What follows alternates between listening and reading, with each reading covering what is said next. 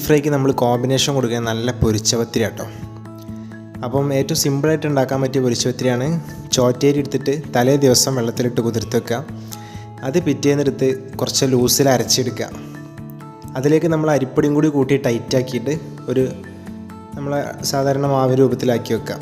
അതിലേക്ക് നമ്മൾ തേങ്ങ, ചെറിയുള്ളി, ഉപ്പ്, പിന്നെ പെരിഞ്ചീരകം കൂടി കൂട്ടിയിട്ട് ഒന്ന് ഒതുക്കിയിട്ട് ഈ മാവിൻ്റെ കൂട്ടത്തിൽ മിക്സ് ചെയ്ത് നന്നായിട്ട് കുഴച്ചെടുക്കുക.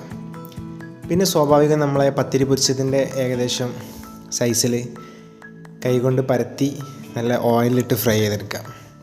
നല്ല ടേസ്റ്റാണ്, ഫ്ലേവറുള്ളൊരു പത്തിരി പൊരിച്ചാണ്. അപ്പം ബീഫ് എന്നല്ല, നല്ല മീൻ കറി കിട്ടിയാലും ഉഷാറായിട്ട് കഴിക്കുക. അടിപൊളി പത്തിരി പൊരിച്ചാണ്. അപ്പോൾ എല്ലാവരും ഒന്ന് ട്രൈ ചെയ്യാം.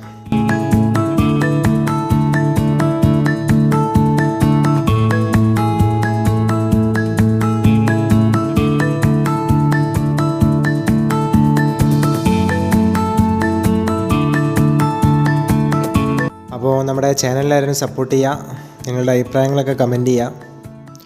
Okay, thank you.